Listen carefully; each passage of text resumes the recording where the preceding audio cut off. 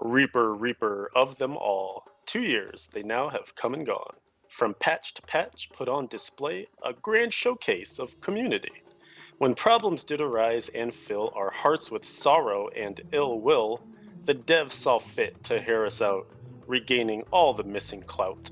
The fixes found along the way have added vastly to our play, enforcing words from BlizzCon heard. It's all for free? Seems so absurd. In a one short year since celebration, you've added many more temptations. The seasons seek their best potential. Kanai is essentially presidential.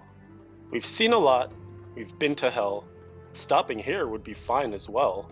But who's to say what futures bring? New things await beyond this spring.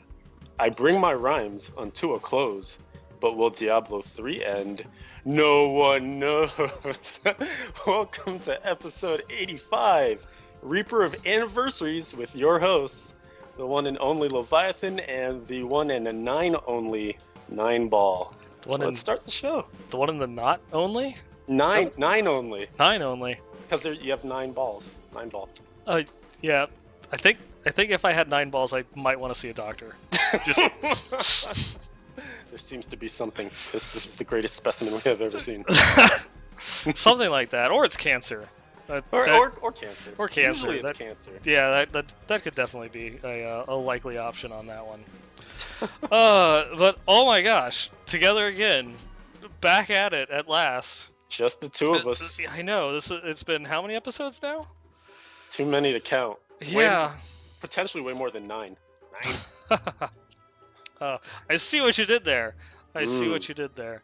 Mm-hmm. But yes, it's we somehow found some cloning technology, so Leviathan's dog is now going through and running both puppets today. It's a true display of greatness. It is, truly is, and we're back after, I want to say, crikey, it's been like a month now. I think that's accurate. Yeah, we had the one missing week. You weren't here, then I wasn't here, and I think it was like either we skipped a week previous to that or something. I don't know. But that's all in the past. It's all in the past because present day. It's present day. It's here in the now, unless you're listening to this on iTunes and Stitcher, at which point it had already passed or something. I don't know. The dankest of timelines. Totes magoats. Boy. But well, I guess it would probably be fitting with which to start the episode with our weeks in gaming. Weeks as in being plural, not weeks as in like just for the two of us. So please, let's go ahead and start this off. Leviathan, how have you been? How are you doing? What have you been up to? Dude, I've been good, man. Besides my computer being an absolute baked potato, just fully cooked at this point, maybe even twice done. I think that he mentioned to me at some point that there was bacon, cooked bacon that he found inside. May or may not have been the cause of the problem. We're still unsure. I ate the bacon, so we'll see. If I die, then obviously that was the issue all along. It's been rough just because, you're playing Diablo, you're playing hardcore, and the last thing you want is any sort of faulty components outside of your own gameplay. So it's been sketchy for sure, just, playing and hoping that the power doesn't randomly go out on the computer, or that the mouse doesn't just stop getting power from the USB port, like I was mentioning. So, playing on hardcore wasn't enough for you? No, I needed it to be harder core. There you go. I mean, when you're getting into the point where your mouse is like cutting out, and in addition to just having the regular server lag and random disconnects, you're also now worrying about your computer just shutting down on you. Oh yeah. Plus, errant snowstorms and things that pop up here in New England from time to time. I have no idea what that is. I know. It's okay. One day I'll show you. How was the cold front, by the way? It dropped down into the 60s here. I hate you so much. It was supposed to be 60 here today, slight derail, and it only got to like 50. But even that was still fine. I was wearing a long sleeve shirt on my run, and it felt glorious. Yep, I had to bring out the parka and the sweater again. You're the worst. But hey, in my defense, when it goes from 89 to 67 in a 12-hour time span, It's chilly. You'll That's a get big cold. swing. It That is a is. big swing. Yep. That's fair. Fine. I'll give you that for now. So yeah, I mean, for the most part, I have been trying to grind a little bit in Diablo, just mostly getting the Paragon going. I think I'm at like 1,002. Have I? No, I don't think I've reached 200. I think 1,120 something. Paragon, and I've cleared up to Greater Rift 82 for the Crusader, and last I checked, I was sitting around like rank 31. So I'm assuming that we'll be getting some news on, the 2 week notice before the season ends relatively soon. And my goal still is to get to like top 25, top 10 maybe in Crusaders. Like basically, I'm gonna need like a GR 85, and I'm realizing the more I look at other people's gear, my gear sucks. It's so bad, and the only thing I can really do to improve it, it would be to do more bounties actually, and just re-roll a bunch of pieces in the cube, like Hmm. re-roll legendary. But In man, order it's to that try and and this. shoot for the ancient roll on it. Yeah, get ancients and then get the right fixes too, because I'm just missing a lot of since a lot of the pieces for the bombardment Legacy of Nightmare setup aren't pieces that are just four thorns. They don't come with that affix on the secondary. Hmm. So while you're worrying about all four primaries, you also then have to get the thorns on the secondary for like the optimal output. So Yeah, sounds easy. yeah, no What's the problem at all. problem? Yeah. So that's been the struggle lately. As you guys mentioned in your last show with Jay Howe, awesome. So sad I missed that guy. What an awesome dude. He was sad. He was really looking forward to talk to you. I know. And likewise, man. I sent him a message like he mentioned right before the show, and I was just like, don't do it without me. I love you. But then I'm supposed to sit there and cancel on the guest 30 minutes prior. Thanks, man. I had to be the bad guy. Uh, That guy. no, but Uh, but definitely he is going to be on the show at a future point in time. oh, 100%. Oh, obviously. 100%. There's still so much more to pick that guy's brain about. Yep. Certainly one of the great minds of the game.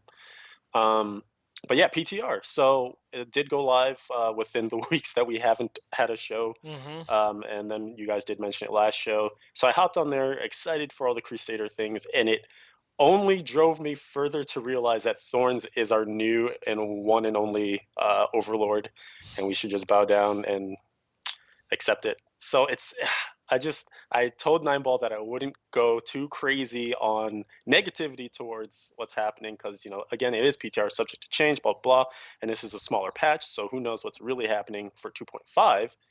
But man, Crusaders need more love. Like the bonuses that they put on a lot of the sets for what is it like the Secret of the Light and Roland's, and they introduced like the new flail for Roland's with the turn your shield bash into damage for your shield glare.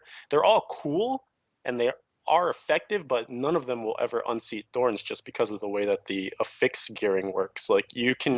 you can so easily leverage multiple defensive affixes onto your gear for Thorns without sacrificing power. And one of the biggest things, and obviously the biggest culprit here, is Akans, because you need so much CDR on gear just to Hmm. make that setup work for the 100% uptime. So you're already sacrificing a ton of rolls just to get CDR everywhere, and then you're left with that decision of, okay, now I have CDR, but I need my critical hit damage, I need my critical hit chance, Yeah. and then I have to sacrifice probably an all res roll or a vit roll or something, and a lot of those add up, and man, you get squishy, squishy, squishy. So I'm hopeful that 2.5 brings true change to the class, but as of the future, it looks like Invokers got a nice little buff. Akans with Invokers, so Akans might see play, but it's Akans with Not Invokers. yeah, not the way that you would think. Yeah, and then Legacy Nightmares Bombardment. All things to look forward to next season. So it's kind of like what, Hooray! yeah, more of the same.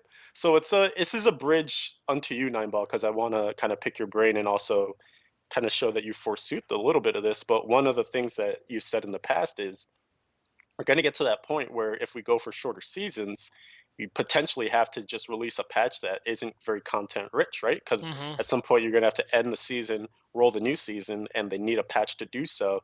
And when they roll out that patch, it might have a few changes here and there, but the next season could very well look like the previous season, which it seems season 6 is shaping up to be. Yep. So, what do you imagine? Are we going to see a lower player base next season? Are we going to potentially see some outcry of, oh, it's all the same, or what kind of repercussions are we possibly facing it? I mean, you kind of will always get people that are crying. It's always the same every new season, regardless of what is added in. But being just like a numbers patch, it's probably going to be a lot similar to season two. How it wasn't as popular. Didn't bring a lot of new players in, Mm, especially following like the largest patch that they've ever done. That it's huge to try and compete with 2.4, and of course this just being a minor patch. It's not 2.5, just kind of like being the 2.4.1. And it's like a lot of tweaking, minor adjustments to sets and some skills. But the biggest thing in it, of course, is the rework of the legendary gems. Some other yeah, systems that definitely needed an overhaul that they decided to devote development time to. But yeah, it's just with being trying to commit to that 3 month season, this is just going to be kind of like the trade off for it. We're going to we're going to get these little in between patches more frequently. Just because like some adding in something big like say new class sets and bringing the total to like five sets for every class is not going to be something that they can go develop and implement within a 3 month time period. That's going to take, multiple, that's going to be stretched out across multiple seasons to go through and try and get it in. I do hope that even if it takes them a little bit longer, that we don't get what happened, like in 2015, and where we actually have all of the class sets released at once instead of mm, having just a few classes get a new set and the other ones are kind of well, you'll get it next time. That's one little thing that I would like to see is making sure that they actually get them all out at the same time.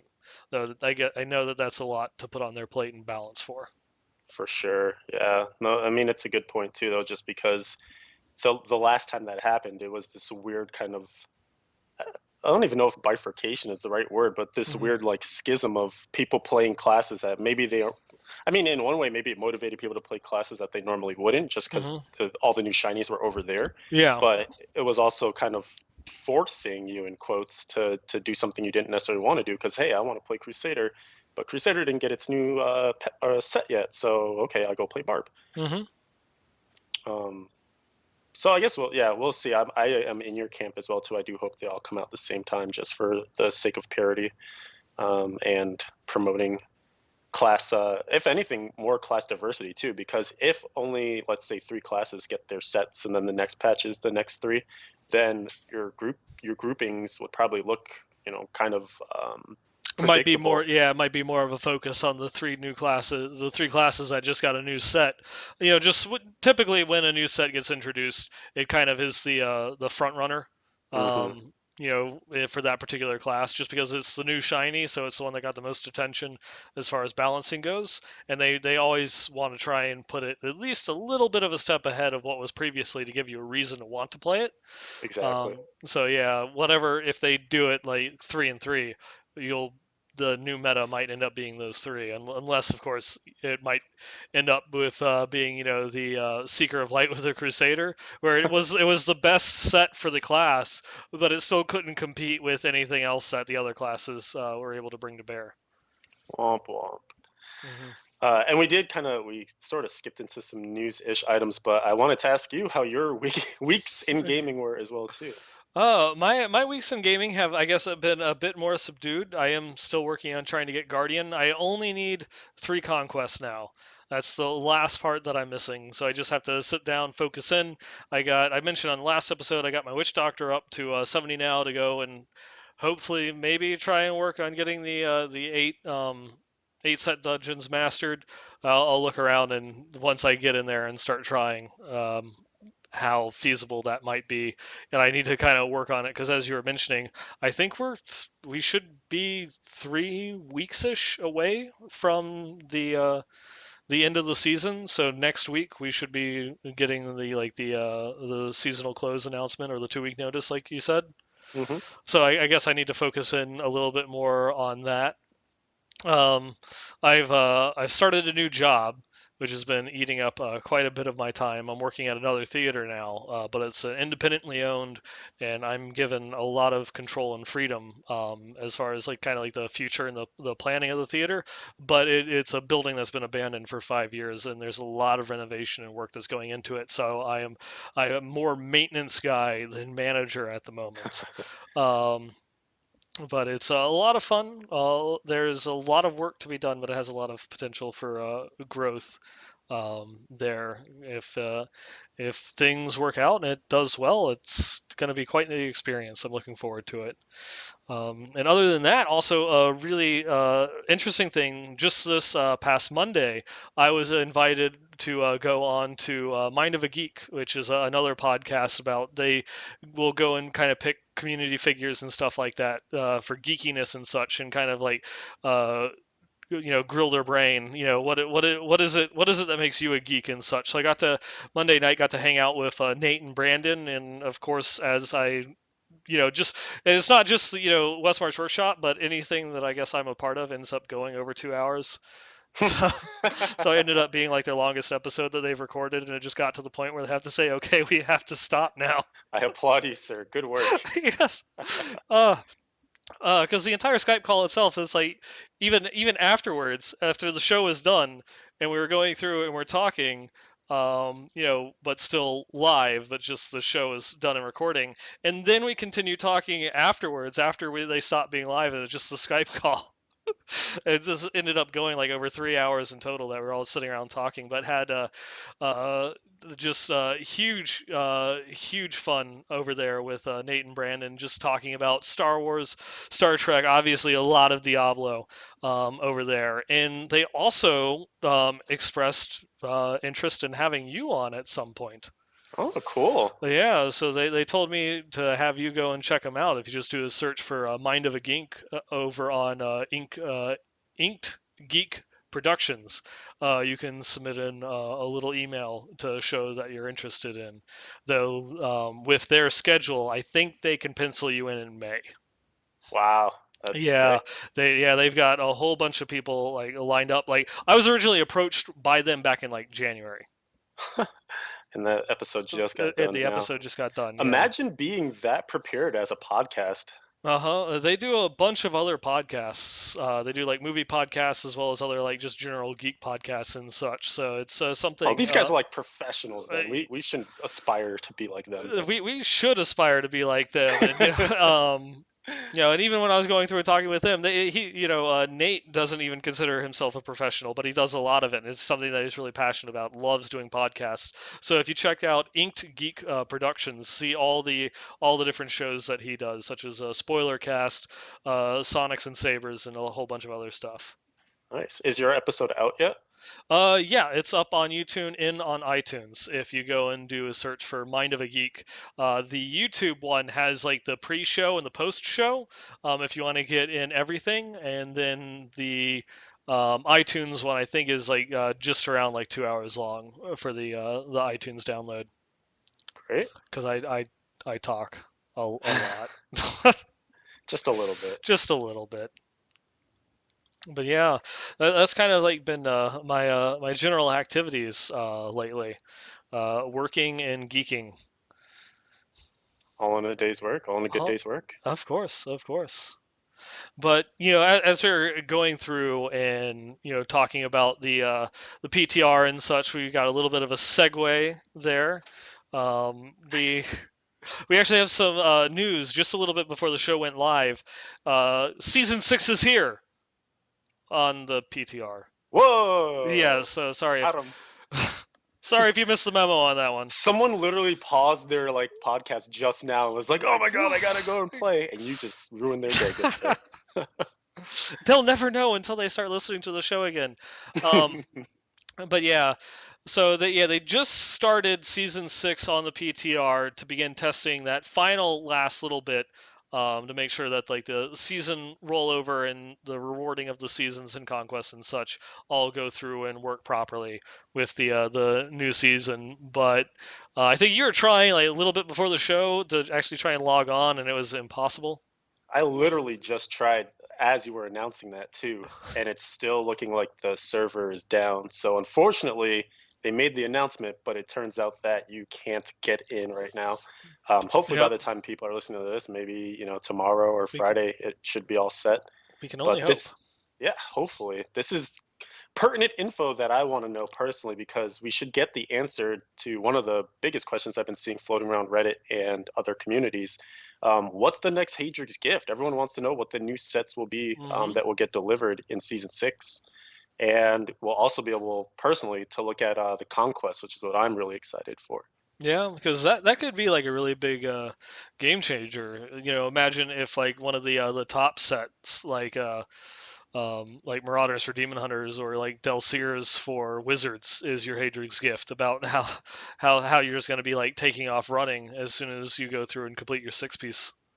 Oh yeah. I think based on what people observe from PTR leaderboards and whatnot, depending on which sets end up being Hadri's gift, I bet money that that will determine a lot of what people end up rolling, at least initially, Initially, yeah. just to get that, like you were saying, the little extra boost towards higher GRs right away. Yeah, because I mean that was something that we saw with Shadows that it took people really high. A lot of people had some really great expectations, but once they started getting into the 80s, kind of like noticing, okay, this isn't good enough to keep up, and so they started going back to Unhallowed Essence Marauders. It took them a little bit of time to find the Legacy of Nightmares build for the Demon Hunters. That's also up there.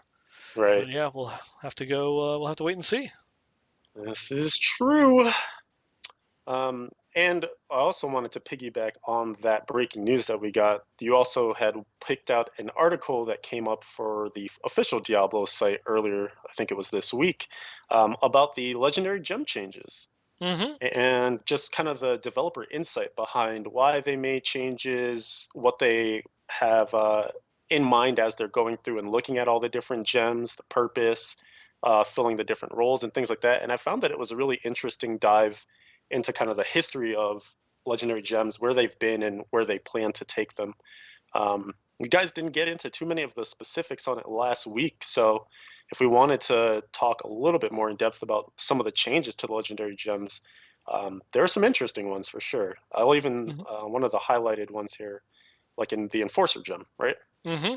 They added a ton of damage reduction for your pets. So it's really like one of the things that I got from this article is that they're really trying to drive home the the role of the gem, right? Like if Hmm. it's supposed to do something that's very niche, they want it to do that thing like to the nth degree of that niche. So where the Enforcer gem is obviously a top tier selection for pet builds, they want to make that an unquestionable choice. Essentially saying like if you're using pets, you will slot this gem in. And so not only did they increase the damage reduction that your pets get to keep them virtually alive for ever, but also they increased the bonus damage by making it a multiplied. Multiplicative, yeah, Yeah, which is which huge. yeah, that's gonna like send. Even thinking of something like the Legacy of Nightmares build for Witch Doctors Doctors. with Gargantuan, that's gonna send Gargantuan damage into the stratosphere. Hmm. So it's really cool to see them kind of double down on a lot of these very like specific gems. Gogaka's swiftness is getting, because it was always kind of the utility gem of you need to kind of meet a new I attack need, speed. yeah, or I need cooldown reduction. I need a little bit extra cooldown reduction. Exactly, you're just missing like a certain gap, or you've had bad luck with pieces of gear, so you can't get the right roll to fit that whatever requirement your build needs. Boom, you slot your Gogok in, and it kind of helps bootstrap you there. Hmm. And so they just added some dodge chance onto that one as well, and now it can go beyond rank 50, whereas in the past it capped out at rank 50. So your dodge chance can continue to grow and increase over time, and that's just going to give you a little bit more utility. Now it has kind of a, you can always look at cooldown reduction as both a defensive and offensive affix.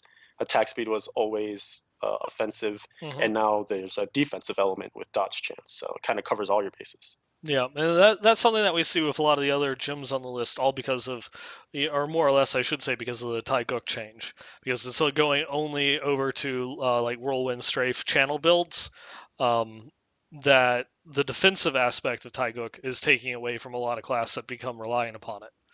and so all of a sudden they're noticing like a huge drop in their survivability. But then you're going and seeing like Gogok of Swiftness, which is giving you a little bit more because of the dodge chance or the healing on the Marinai and such to try and counteract it a little bit. Exactly. Yeah, a lot of that is a good point that a lot of the gems just gain some sort of defensive component to them, Hmm. or a healing component as well too, which slots into your defense as well. So I did try sort of firsthand experience story too. I did try the Miranite inside of the Condemn build because that was one of the strongest gems forever for that build. Just Yeah. because one of the did you say ew? No, I said yeah. Oh, I was like ew. Who uses Miranite? Ow. No, I love Marinai with Condemn. It's so pretty. It's Yeah, the light show. it is. But that was one of the big issues with that build was it's great in AoE when you have everything all balled up around you. You get tons of those things coming down just off of Condemn itself with the Blade of Prophecy interaction. But when you got to a single target situation like the Rift Guardian or just that one elite that won't go away, it was Hmm. awful. And Marinite was nice because since Condemn and most of the runes for it have such a high proc coefficient, it allowed you to proc the Marinite quite often and it was giving you some of that single target damage back since it was a holy build. Um, the heal is noticeable, especially when you have a lot of enemies around. So it kind of turns the build into a gather everything up. Hopefully you have a level of defense where things that are hitting you are just kind of paper cutting you, Hmm. so you're not losing all your life, and then you heal it back up as you pop the condemns and get the Marinite procs. Yeah, just because you're getting, like when you go through and hit that condemn and you have like 6, 7, 8 procs, 10, 11, 12 procs go off at once. And it's just beautiful. I love looking at that, that gameplay. I don't know. There's just something about the graphics. It's got a nice feel. It Yeah, does. it's aesthetically pleasing. Hmm. And then especially on like your side because you're seeing this thing going and procking, like on the PTR, it's now base 3000, I think it was. I think that's right. Yeah. So you're going and walking around with like hitting things for 3000% weapon damage and just those numbers flashing up on the screen. It's just like it feels so good. It's not enough to compete with invokers, but still it feels great. Definitely. Yeah, it's something where hopefully in the future, and I guess the reason I kind of brought it up too is it ties into the removal of Taiguk, which was a gem that the build was slotting in because of the way that some of the runes were working. Like instead of using Unleashed, if you're using any of the ones that had a little bit of wind up, if you were like having a good rhythm with your condemn, it essentially linked up with the cooldown or not the cooldown with the rotation of Taiguk so that Hmm. every time you were hitting your condemn you were just about to lose your Taiguk stacks, and then you were refreshing it because you were spending. So it was one of the gems that was in that build, and now because it's not a channeled skill, that's out. So there definitely is room for the Marinite to come back in, and maybe if Akans gets that special attention that it needs, that could be something you'd see in your future. And I just want to go through and point out, obviously I don't play a lot of wizards, and this is something that finally clicked in my head that I noticed while watching DJ Tyrant stream Diablo the other day, is that teleport would proc Taiguk and add a stack for wizards. Huh? It's like, oh yeah, well I guess it's using arcane powers, so that makes sense. But still, the fact that it's like those bastards can teleport and keep Taiguk up. It's like you assholes. That's actually amazing because yeah, so like one of the biggest parts was when you were moving as a Hmm. class, you would have to spam out, like the multi shot somewhere or Hmm. you're condemned You, into nowhere, yeah, you just and had to do something that felt weird. and That they're it's like, using their movement skill to keep it. yes, Sons of children. exactly. I know, exactly. It's like, God damn it, you assholes. No wonder. What's the name of that face? Nerdwords. Such a wizard fan. They're broken all along. Just OP. All along, all along. I'm sure he's happy with this season, regardless. Oh yeah, they both this season and next season. Yeah, true. Since it's not really, it's just a whole bunch of numbers tweaks. They're still going to be up there, doing pretty good. Yeah, well, the Archon stuff, like even though Hmm. they dialed back a little bit of that multiplier that they were giving Just them, a little, it's tiny, just it's a zero. 300 to 30. Just It's minor just a change. zero. Come on, Yeah, who's gonna miss a just zero? It's yeah, we nothing. just move the decimal point over by one. That's all. Gosh, stop freaking out. But even still, that build is performing at really high levels. So there's definitely, if you're a wizard, even though you lost your sword, Although they did rebuff the sword too, we should add. It went from 5 stacks being the cap to 8 stacks. Hmm. It's still looking like they'll perform quite well. Although it's interesting that people are noting that the way to play Archon in the PTR right now is with the Firebird set and not Veers, which is the Archon set. That is weird. Seems like something's amiss there. Ever so slightly. Uh, I guess we'll see if they make adjustments there. Yeah, yeah.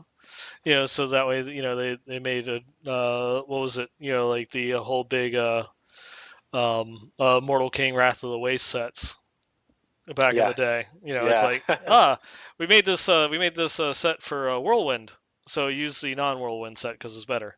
Yeah, it's funny how the history has a way of repeating itself, huh? Mm-hmm. And it's all just a little bit of history repeating. I'll stop now. So there was that legendary gem stuff, PTR stuff. Yeah, I think that if anything, we are getting just some, like you mentioned, number tweaks for the sets. Mm-hmm. Some things got doubled, some things got more than doubled. Uh, at least getting a look at the gems and seeing how they're kind of evolving them, which is good. But one of the things that we're still missing is a management system. You remember back to, I mean, even before BlizzCon, but at BlizzCon particularly, one of the questions at Storytime with Wyatt was about, how about some sort of management system for these legendary gems to make it easier to manage them all, especially with augments coming in. We're going to have so many multiple copies of these gems and things like that. Mm-hmm. Um, for those of you that are fans of Diablo.blizzpro.com, our Dun-dun-dun. very own Dread Scythe wrote an article addressing exactly this issue. And it's really cool. It's got image mock-ups. He put a lot of effort and work into this, and Mm-hmm. it's a lot of really cool thought out ideas. So I highly recommend heading over to the website and checking out that article. Yeah, and I mean it's one of those ones where he goes through and tackles it of just like coming up with ideas to try and make the system and the process a lot less painless. And of course, then not just going and throwing out the idea where it's like you need to have like its own inventory system, for going through and using gyms. But then of course, if you don't have a physical gym, what does that mean for socketing and such?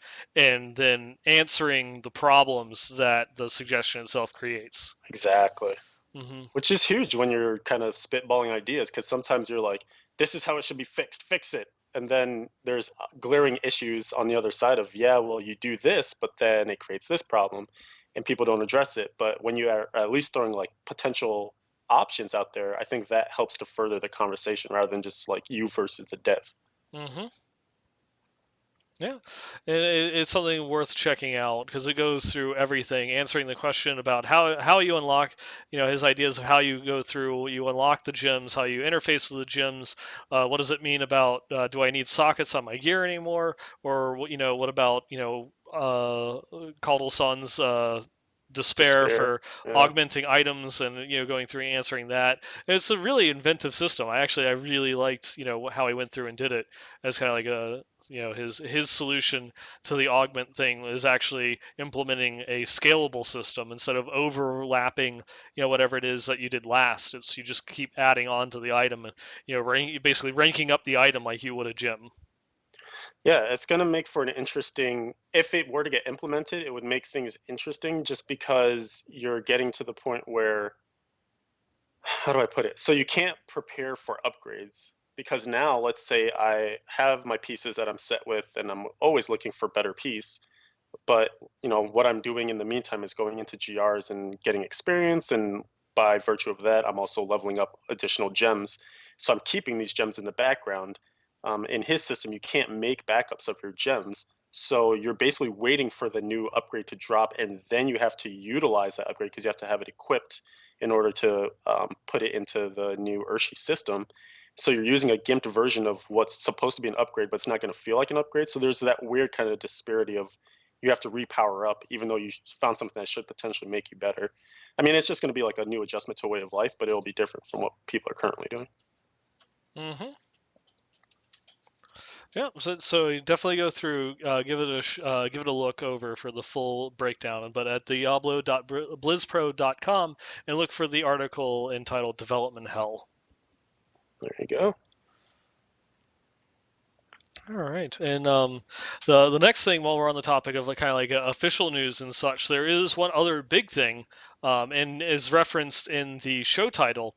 Some people in chat when we were starting the show were thinking that this is the anniversary episode for Westmarch Workshop, but this is more just going and giving a shout out to the second anniversary of Reaper of Souls, which we're recording this on the 23rd. But the 2 year anniversary for Reaper is on March 25th, which is 2 days from now. Might be the day that you're listening to this, or it might have already passed. But if you're going through and you're listening to this, and it isn't March 25th yet, you want to go through and take part in the anniversary giveaway that Blizzard is doing. It is, they're giving away a whole bunch of stuff, including the grand prize winner is getting the Diablo chess set, which is like amazing, absolutely beautiful, as well as like the headset, the Reaper of Souls backpack, and the Eldruin prop replica. And they have a whole bunch of other first prizes where you get the like one of the Diablo 3 soundtracks, the Treasure Goblin plush, and a whole bunch of other stuff. But everyone that enters gets a 20% off coupon for all the Diablo related merchandise in the store, except for the artisan proof Diablo statue, which I believe is the Sideshow Collectibles statue that they have Thing on is sale there. sick. It is. It So really is. expensive. Ever so slightly. Ever so slightly. Just a little bit. But yeah, it's cool that the giveaway has some really like nice. I mean, that chess set, like you mentioned, is like another bananas item that's really awesome. Even if you weren't to use it, just as like a collector's item. Oh yeah, it itself, it's like my complaint has been for $300, they should be able to give me a chessboard. Yeah, You know, there is that. there's that, but otherwise, I mean, yeah, the pieces themselves look absolutely amazing. It's made out of polystone, so it's the same stuff with the sideshow collectible statues and such. It's really really nice, and it's the forces of heaven versus hell. There you go. Yep, and Imperius is the king, which I really liked. A nice touch. Yep, and of course, befittingly, Mephisto is the king for the other side. Nice, I like it. Do you think that we'll see anything else for the actual like day of anniversary or the weekend of? Because I know here's the thing, right? We got that messaging earlier in the season where it's like there won't be any bounty bonus weekends or any sort of things that will make you feel bad if you miss it. Hmm. So, but you have an anniversary. So do you feel okay? So two part question. Do you feel that this is enough of a celebration for the anniversary? And do you think that there's more in store? You can answer in any order. I I'm not sure. Is that an answer? Is that a That's the cop out? worst answer. Yeah, because obviously also, we mentioned it before, but for March is also, um, they're doing kind of like the celebration for, the Kenai Stomping Grounds. Hmm. That is it's a tribute to Kevin Kenai Griffith, who was one of the artists and one of the like the integral people for the Team Three, that passed away during the development of the game, and that everyone was really really sad to see him go. Well, his birthday was in March, and so that's why they have the special event going on. That can kind of tie in to kind of like an anniversary event, much how we had the the cow event last year, which is now just something that you can do through the cube. So Right. I wonder if they might bring the cow event back, where it's just open. That you can go through and do it without having to go and get the Bardiche in order to open up the rift to the Cow realm, Oh, or just if like we put the cow goblins back in. yeah, or maybe we'll see maybe we'll see something else added in, along those lines. But Hmm. I'm not sure because we didn't there wasn't anything like in any of the patches or anything like that, so it might have been something that's been snuck in a while ago that they're going to go and implement that no one knew was coming. So hard to say. Time will tell, I guess. Yeah, I'm just gonna go through and believe what they said at the beginning of the season, where we won't be getting a community buff. But that doesn't mean that they can't celebrate in some other way by Right. adding in some, like little event, or like Kanai Stopping Grounds or the Cow Realm. We might get something else. Exactly. Hmm. Exactly. So I have breaking news here, good sir. I was Uh-oh. able to get into the PTR, Oh, there we go. so we can let the people know right away what sets Hadrig's gift will grant you in season 6, and also what the conquest will be. Let's check it out. All right. So starting up here, we have the monk. You will be able to get Inna's set, Inna's Mm. mantra. Going right along, witch doctor. You'll be getting Zunamasa's haunt. Oh, very nice. Wizards, Delcir's magnum opus. I'm sure people are screaming of joy. Oh yes. Barbs are looking at the legacy of Raycor. Mm. Popular. Okay. Oh, you're gonna like this. Demon Uh-oh. Hunters, embodiment of the Marauder. Yay, yippee skippy. It's pretty good. Turrets are back, baby. And I saved for last. God damn it. Crusaders, armor of a god. Oh, that feels like such a slap in the face. Congratulations. Thanks. It's what you always wanted. We got you your favorite thing. Disappointment. Yeah. Yippee skippy. So yeah, that's what you've got for your 6 sets. And okay. So starting points, starting points. They will get you where you need to go. If you need to transition into other sets, like some of the classes might want to, there you know how your season will be potentially starting out. Yeah. There is a really cool looking portrait frame. It looks very ornate, angel-y like. Maybe some bones here. I'm not quite sure. Hmm. But then it's offset by the pennant, which is very reapery. It actually looks like Mephisto. Looks like Malthael's like hooded head is on top of it. Oh, And then there's that's gonna be a nice little thing to celebrate all the anniversaries.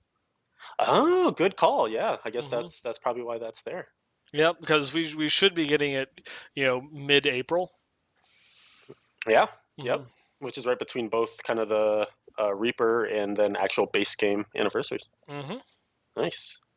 And then for conquests, coming back is the Need for Speed conquest, which is complete a Nephilim Rift at max level on Torment 10 within 2 minutes. All right. Need, Need for Speed is the hardcore version. I'll just read all the hardcore names because obviously. Because biased. Sorry. Because Not exactly. sorry. Sorry, not sorry. Next on the list is I Can't Stop, which is level 3 legendary gems to level 65. It's a little bit Hmm. of increase there.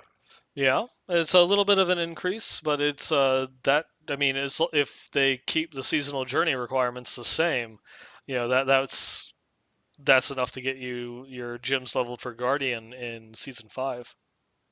All right. Yeah, you're right. Interesting. Um, Next, Worlds Apart. Kill the following bosses, which, as we recall, usually all of them, Hmm. at max level on Torment 10 within 20 minutes of the start of the game. And last time this was a conquest, it was 30 minutes, so Hmm. making that a little bit tighter. Yeah, which of course with the scaled power level makes sense. Mm-hmm.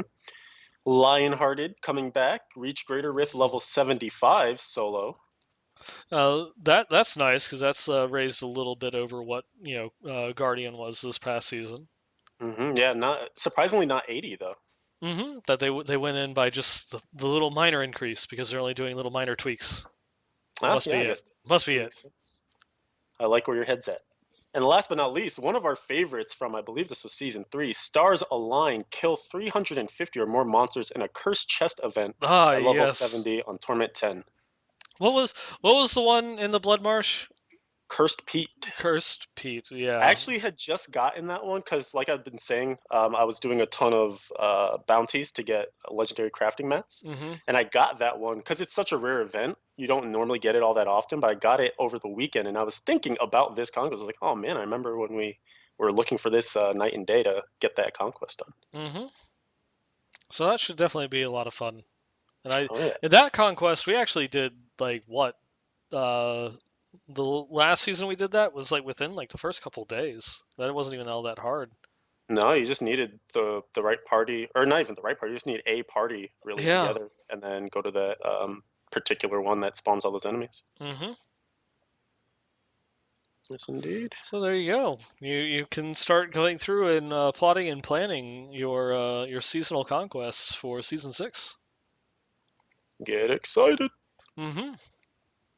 Yeah, and I does make me wonder though what they're going to be doing with the seasonal journey. Is Guardian going to be the same?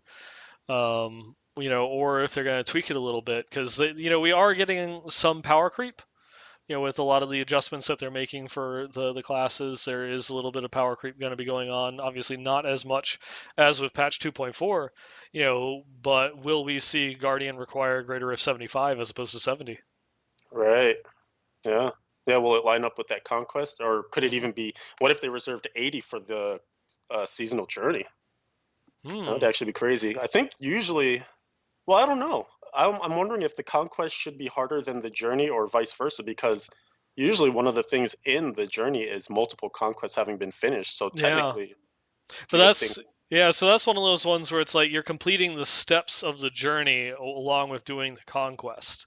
So Hmm. I would almost think that you'd want to do the conquest as harder than the seasonal journey requirement. Yeah. I don't Yeah. know. That's just like for me, there's a little bit more prestige in the conquest because it has a leaderboard. Exactly. Yeah. In order to I'm go with through you and get there. your name, as opposed to no one is going to see um, your profile or your portrait, unless they game with you.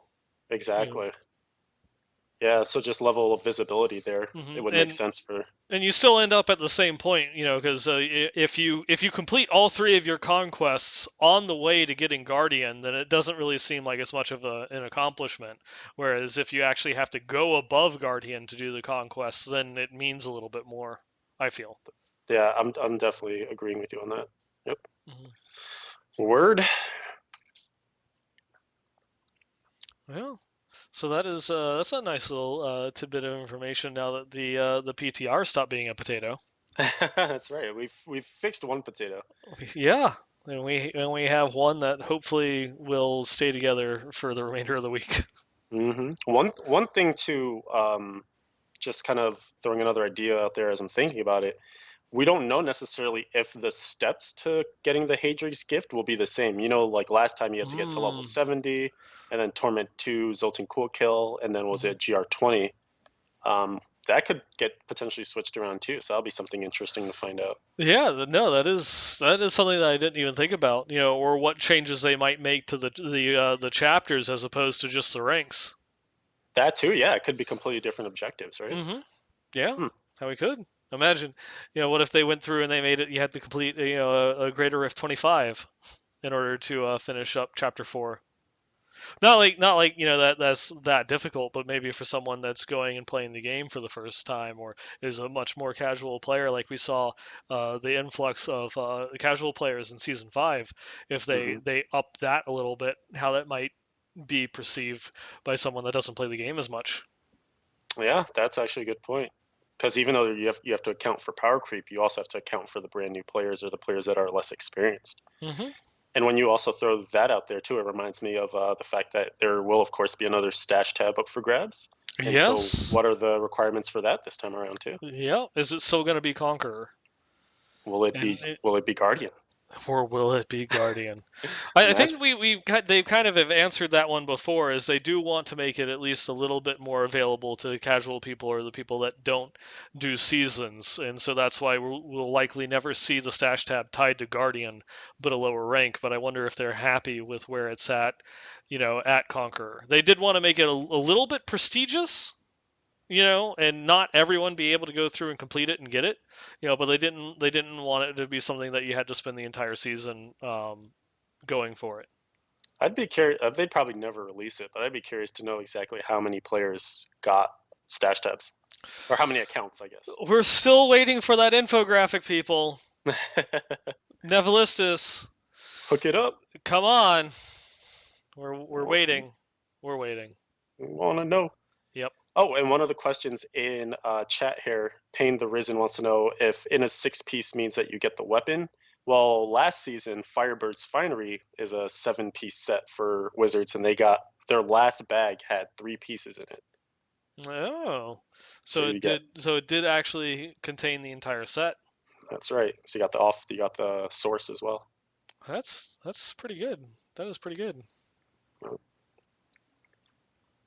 So you actually get more flexibility. Maybe that's like the thing to super min max on, right? The set that gives you the most flexibility would be the one Yeah, that gives you more than 6 pieces. So yeah. everyone should start monk. I got more. You got less. I am better. I'm gonna head start over you. Uh-huh. Dance for my amusement. I have everything. You have nothing. Hey, honestly, imagine if that Inna's Reach pops out and it's ancient. That's a huge head start. While everyone else is Yeah, looking for their ancient weapon. especially for me, taking 5 weeks to get an ancient manticore. Which will probably be even worse for you this time around since Marauders will be your starter set. Yeah, because it's not like I of course I found a whole bunch of ancient weapons, but it's just like no ancient recurves, no ancient manticores, and no ancient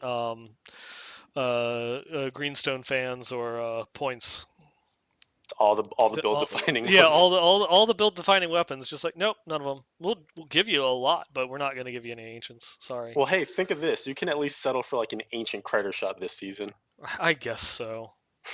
Fine. Jeez. Jeez. Jeez. God. Uh, yeah.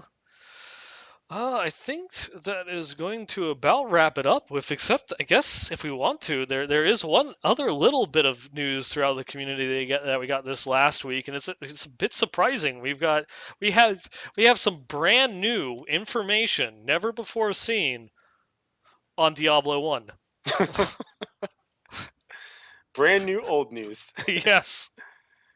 But Tell me more. yes, David Breverick went through and did a kind of Diablo post-mortem, as in like Diablo 1, at the recent game developers convention, and he, part of that he was going through and talking at the convention is that he wanted to go and give the original pitch document for the first Diablo when they were still Condor, before they had been acquired by Blizzard and became Blizzard North. And it goes through and it takes a look at kind of like inside a little bit of game development, because you have a studio that's developed this pitch document to go and give to publishers to try and get funding to make this game made. And just some of the ideas that they had for Diablo. Obviously, you'll go through and you'll see things, about talking about how like at the heart of Diablo is the randomly created dungeons and how they Hmm. really want to get that feel. And of course, it's become a key component from Diablo. To the part where it's going and talking about um, it's going to be turn based. You know, That didn't It- survive. yeah, that did not survive. But that's more of like at the time when this document is going around. It's like they're kind of selling it more so as like an actual RPG as opposed to an action RPG, and kind of following in the footsteps of a game like Baldur's Gate. Yeah. Where you have like the little turn-based RPG games and such, but you'd have just like the one central character, and we'll have some support for multiplayer in it, which of course nowadays multiplayer is the creme de la creme, the absolute top of the Diablo experience. Um, If you but ask some people. if you ask some people, yeah, but there's still there's the die-hard solo players out there, which more power to you. But one of the other interesting things that they're going through and talking about Diablo is one of the concepts that they had created for it was that this was like a two-piece project that they're going and selling. That you're going to go in the main course is of course Diablo itself, and we're going to go and sell this as the core game. But then we're going to do a bunch of these like little $5 expansion discs, which at this point in time probably very well was like a disc, a diskette, than a CD. And they were going to sell them for like suggested price maybe like $5, and it was going to include like a new tile set and a couple of new items that it would randomly generate into the game. And so depending upon how customized you wanted your game to be, you could go out and buy a bunch of these expansion discs until you unlocked everything, or maybe you just wanted to get a couple to add a couple new levels, into the cathedral, as well as have the potential of adding in a couple, like super rare items that might be really, really powerful. And then if it did well enough, that they would actually go back in and make like a full like expansion title to add into the game and such. But they're really keen on like this whole, this was microtransactions before there were microtransactions. I was gonna say, or you could even take it a step further and say Condor invented DLC. Yeah, kind of, because I mean this document is circa 1994. So it's like this is the ideas that they're going through and having. So AKA a long ass time ago. a very long ass time ago in a 21 place years. very far away. But yeah, and just it's Diablo will be art intensive. We intend for the game to operate in super VGA mode, 640 by 480. Art uh, intensive, people. Oh man, going back and looking at yesteryear, it is funny. that's good stuff. Yep.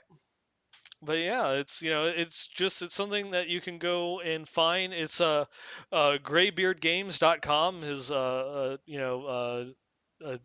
David's personal website that goes through, or you can just do a search. For the sorry, I'm losing my way here.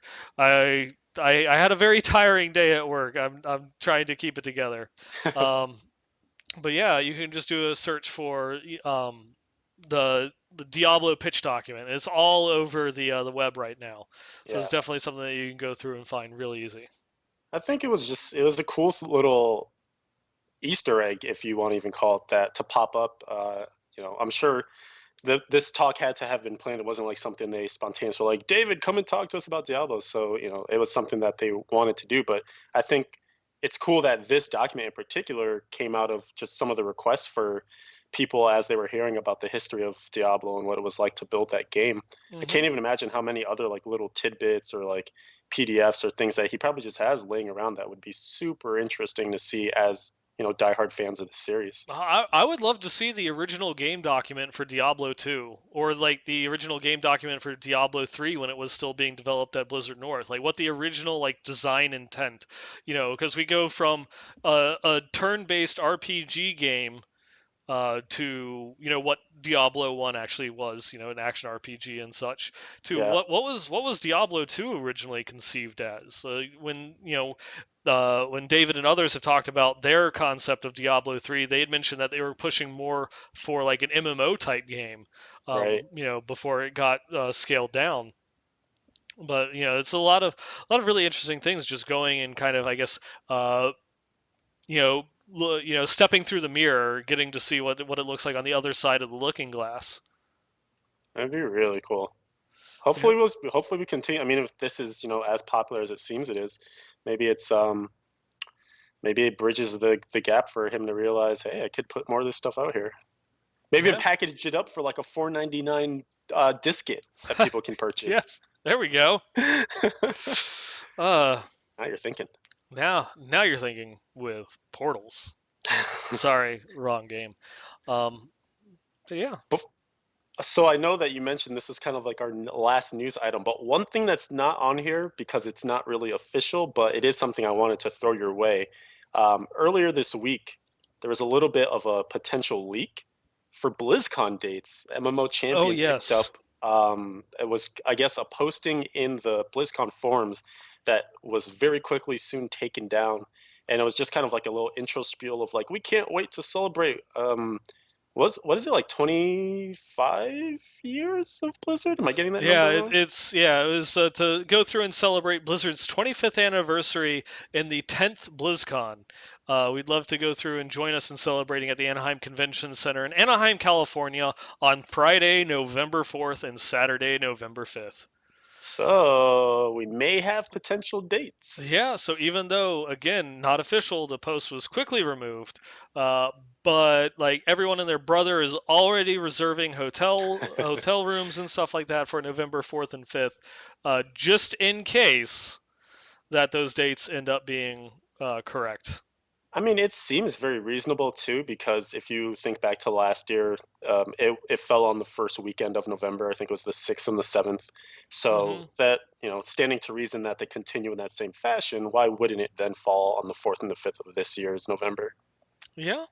And I do definitely applaud them, because we've seen everything from jumping around from August to November to October and such over the past couple of years. If they're kind of like going and settling in on like first weekend in November every year, that will help our planning by quite a bit. Mhm. And some of the armchair tinfoil hatters out there are saying that it probably is another strong reason for them keeping that consistent weekend. Um, just esports planning, Of all these course. tournaments that they put on now too. They have to kind of have everything line up so that they finish their grand championships at BlizzCon. And if they know exactly when that date is going to be every year, that makes the rest of the year very easy to plan out. Yeah, because it's I mean it's they've got StarCraft, Heroes, and Hearthstone now, all as like these kind of seasonally rotating esports going along that all end at BlizzCon. Yep. Yeah, Yep. and So then that of course there's also like the World of Warcraft arena that no one really talks about anymore, but still has their World Championship at BlizzCon.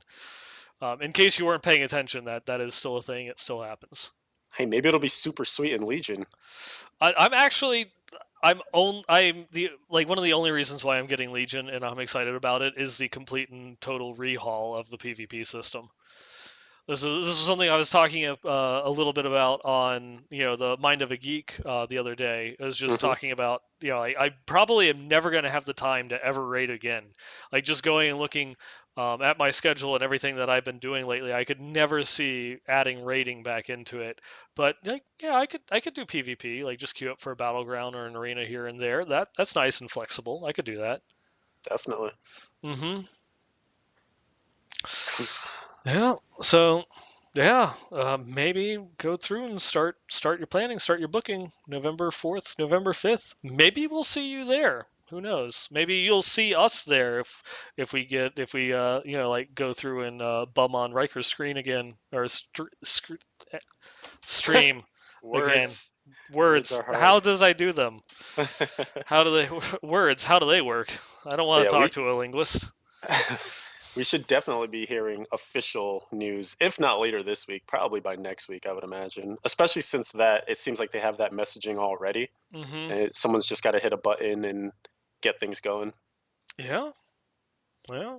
And just so people know, because I've seen this one misquoted a couple times, it's not the 10th anniversary of BlizzCon, it's just the 10th BlizzCon. Last year, actually, technically would have been the 10th anniversary of BlizzCon.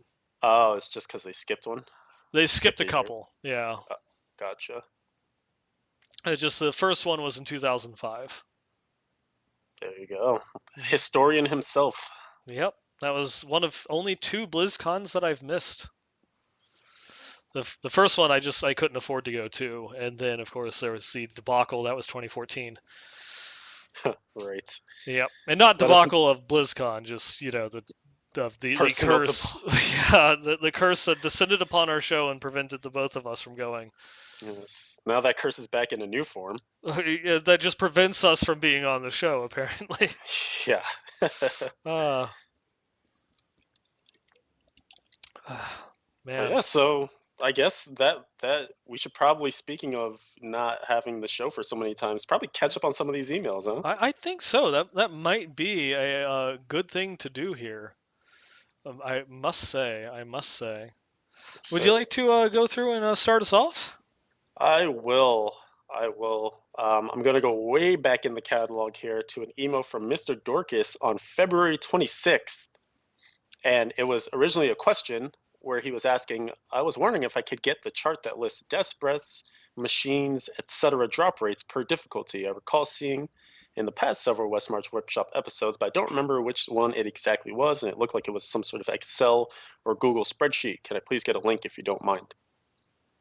And back in the day when I thought we were going to answer this question, I was going to note that this is a great time to promote Discord. You should join the Discord for BlizzPro because whenever we have like images and links and things on the show that won't obviously translate all that well for an audio version of the show, I do my best to try and throw all those links into the Westmarch Workshop channel of our Discord server.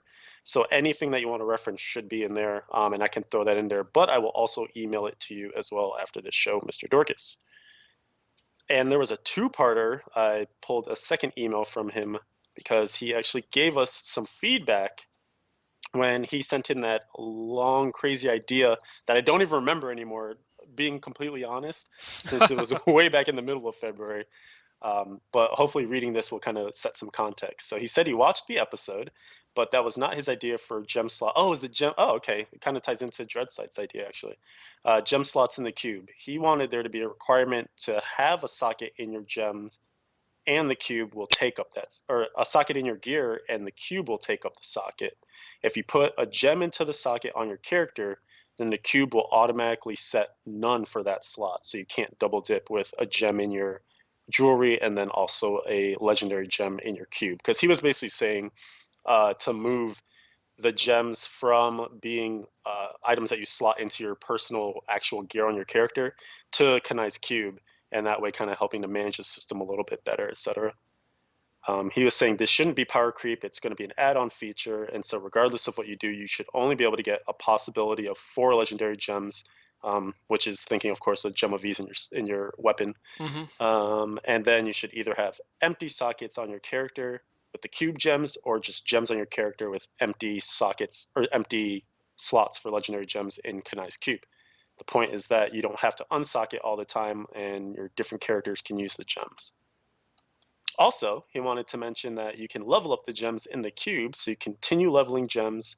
They will be listed first before anything else when you upgrade in the GRs. Oh, so the ones that you have in your cube will be the ones that appear in the listing first, and that would help to organize gems better. Have every character use it, and for hardcore, if you die with the gem in the cube, it resets the level to 0. So just some clarification on that idea. And sorry that it took so long to get to that clarification, since that's probably like 5, actually probably not even that many shows ago, but many weeks ago. And again, sorry for the backlog. We've Yes. had some scheduling problems. Yeah, that's it. Scheduling problems. Yes. Oh, I should mention too, to get the Discord for Blizz Pro, I was just like, hey, everyone should join Discord. Not going to tell you how to do it. You should definitely hop into the Blizz Pro Discord, and there's a nice little concise link. Some people have been having issues with it, so if you do, maybe email the show and we can find another invite link for you. But if you just type discord.blizzpro.com, it should work. Some people have had to try like different browsers. I'm not quite sure what's going on with that, but as far as we know, I talked to Eldorian about it. The link is active still, and it should get you an invite right into our Discord. Yep, because it isn't a program to install, it can run straight from the browser. Depending upon what add-ons you have installed, things like AdBlock or NoScript and such can prevent it from actually functioning properly. So it might be something that you can disable some of the add-ons in your browser before you click the link in order for it to run the app properly. There you go. Yeah. Moving on, our next email here is from a longtime listener, Sergeant Psycho. And he wanted to go through and give us an update on his seasonal goals, which since from when he originally sent in the email, we've had a couple of updates on how it goes. So I'm going to go through and read it and then give the updates about where he's gotten to afterwards. Excuse me. It's been a minute since I was writing in last. It's been a minute since you wrote in and to the point that we're reading it. So again, sorry. I was originally only gunning for Conqueror in the season for the stash tab, and I will count myself among those that didn't appreciate the set dungeons being a part of that. So a lot of people not liking the set dungeons. Maybe patch 2.4.1 will be the one that changes your mind with all the balancing there.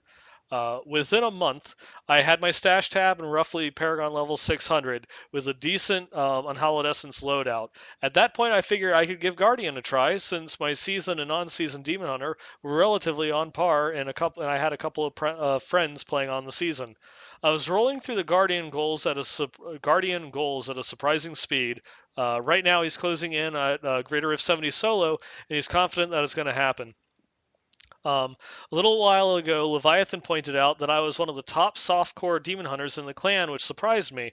Seriously, I was shocked. I considered myself casual, not on top, not on the top, not on the bottom.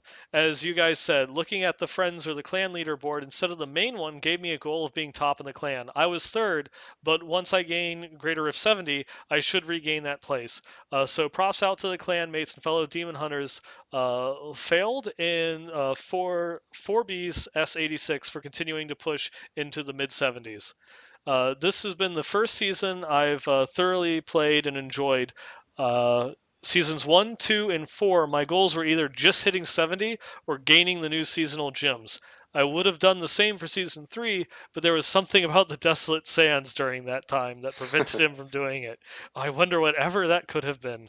Hmm. Um, as for the breaks in between the seasons, a longer period would be helpful. That would give me some time to organize inventory, push some greater rifts with my new Super Paragon for a little bit, and then take a break to play something else. I think you'll appreciate my hardcore experience while leveling to 70. I did feel the adrenaline rush a few times as death was close, especially on level 69. Ended up fighting Cold Snap in an elite pack, Arcane and Waller, at the same time. I felt the muscles tense as I was walled and frozen, watching the beams come closer and closer. I was prepared that it was it, and I was feeling a little bit frustrated. But I was freed at the micro last second and sighed so hard. Hit the attack and made my 70 at the end of the Nephilim Rift. The best part of that is that I forgot that I had my cheat death passive equipped. It didn't proc, and I survived on my own, albeit barely. I'm not a convert, but I understand what you mean with the adrenaline. With all that said, I'm going to continue leveling gyms to augment. Good luck with your goals, Nine. It sucks about your job, and good luck in finding another one. And I guess the update to that question is that, well, things are actually working out for the best. So thank you very much, Psycho, for that. But since then, we have had a couple updates. So he did manage to make Guardian, and he regained his third place in the Demon Hunter clan. And he's now, at the time, he was almost Paragon 800. Um, and then his second update was that another milestone for this weekend. This last Saturday, for the first time ever, I hit Paragon 800. My non seasonal doesn't even have that much for obvious reasons. It's insane that I could reach that high so quickly. Leviathan was online at the time and offered to chat a rare and aptly called Paragon's Vow, thinking that I came up with a vow. I, Sergeant Psycho, in exchange for never having to rearrange my Paragon points, do humbly affirm that I will not look down on any player's Paragon level. All should be helped on their way as I was helped on my way.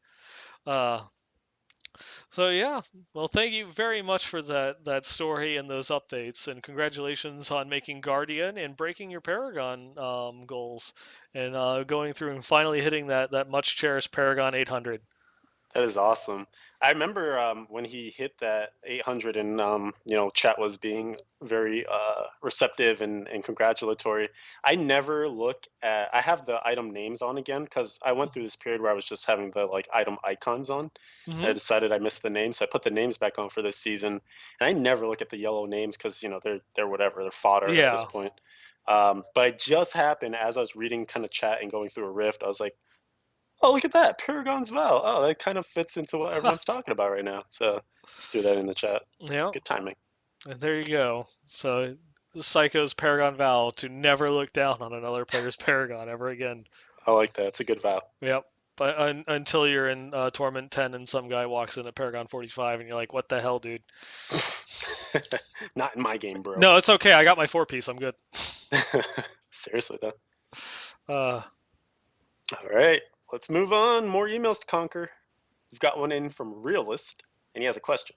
Sup, fellas? It's been a while since I last wrote in. Welcome back to Leviathan, and please pass along to Lunatic that I am throwing money at my monitor for that deer jerky. I would imagine all the deer jerky from his like fall harvest is gone by now. I would think so. I never got any either. Me neither, man. I think we have a Damn case here. shame. Damn shame. I've been seeing him playing some World of Warcraft. I think the level a character to 20 kind of sucked him into World of Warcraft again. For that I was lucky enough. I had a level 17, so I only had to get 3 levels and then I was done. It wasn't enough to get the crack in your veins. Nope, nope. Lucky. Especially that. Like Okay, I'm in the Barrens again for like the 50th time. Dear God, shoot me. If I have to go through and get another fucking zebra hoof, I am going to kill someone. Tell me how you really feel, though. I'm good. I'm good. I'm Okay, done. okay, all I'm right. done. Getting off the soapbox. Let's continue then. Realist says he recently purchased an Xbox One, and of course he got a Reaper of Souls because he loves Diablo. Now with Power Creep, it's been about 2 months, and he's Paragon 160, spinning to win until it gets old. Is it more efficient to do a bunch of Nephilim rifts and then a bunch of greater rifts, or is alternating better? Also, how do you mix up the gameplay to keep things fresh? Mind you, I've owned Vanilla since launch, and then D3 PS3 transitioned to PS4, and now onto the Xbox One. So with the 100 of hours I've poured into this game, I would definitely say it has met value for me, but I have a tendency to pass out while running rifts at night. Thanks, Realist. I hope you're not playing hardcore. All right, passing out while playing could be detrimental to your health, Ever so slightly. just a little bit. So for me, I when I saw this question, I actually it took me back to, I guess I would say early season when group play was a little more prevalent for me. We were actually doing exactly what your first suggestion was. We would do about 10 regular riffs, Mm-hmm. get keystones, and then go and use up all those keystones into GRs. And what was nice about that was sometimes you're going to have builds that work better for regular riffs, especially if you're using something like an Avarice band with the Boon of the Hoarder combo. Mm-hmm. And obviously you care nothing about gold inside of GR, so that's going to be a big swap. And if you're oscillating one for one, you're going to forget, for that one GR to switch your Avarice or switch your Boon of the Hoarder out, Mm-hmm. and then you're going to be gimping yourself, and it's going to cut into your efficiency. So just in terms of only having to make the swap once every, I don't know, like 2 hours or something, it was kind of nice to just do 10 and 10. Definitely. I really have become a fan of that system. Even just going through and doing it solo is just farming up a bunch of keys and then doing a bunch of grifts. Because yeah, I mean even going and doing it that way, or I farmed up like 15 keys one times and then yeah, I swapped out my gear, um, but I didn't swap out my skills. And I was going back and forth from an Unhallowed Essence to a Marauders build. And it was like one of those points where it's like I've done it before where I forgot to swap gear, and but it was still like Unhallowed Essence, but I just happened to have like a Boon of the Hoarder and like an Avarice band equipped instead of a Unity or what have you. I was like, yeah, I'll do it. I'll do it. Managed to get through. But then trying to go through and do a Greater Rift when you have Marauders equipped and all that you have on your bar is like multi shot. A Nope. little bit That's harder. yeah. It's like okay, you win. I'm restarting this game. You burn that key Yep. Burn that key. for the greater good of your time. Yep. It's always for the greater good. Uh, let's see. Our next one from here comes in from Anook Shook. Anook Shook. I think that's right. Sounds right. I think so. And he goes, Sup, broskies. Regarding the post from Wyatt about Tygook, he mentioned something about a possible rework and then a replacement gem to cover what it is right now, a DPS defensive hybrid. Do you think that they'll make Tygook only stack when using channeling abilities? Oh god, this is from February. Um, how would you change Tygook to be more in line with its actual intended to be with what it was intended to be used for? Well, what do you think a hybrid DPS defensive gem might look like? You know what I would do? Hmm.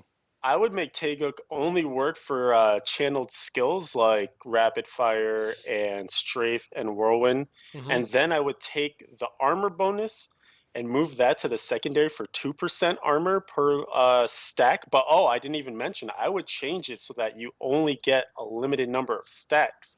And they fall off faster, but they actually tick up faster as well too. I'm thinking that might be the way to go with it. I don't know though. I'm not sure. I, Think that I, I ever I like the way that you're going with, and I hope that the developers also like that idea and go with it as well. Oh my Uh, gosh. In all seriousness though, I wonder about that limitation of the armor percent on Taiguk. Because one of the nice things about that was that you could essentially infinitely scale your defense up as you were gaining more stacks? mm-hmm. So now only the damage will increase as you level it up, but that armor is always going to have a max of 20%. Do you think do you think that's good enough? That I don't know. I don't know because that is one of those ones where it's because it's capped like that. I guess it's a bit easier to like develop around, but then you also have like mutilation guard and esoteric alteration. I wonder if that might be for kind of reasons like that, because you have like these defensive gems. You're like three key defensive gems: mutilation guard, esoteric, and wildebeest. Hmm. Uh, but Taiguk, kind of did everything.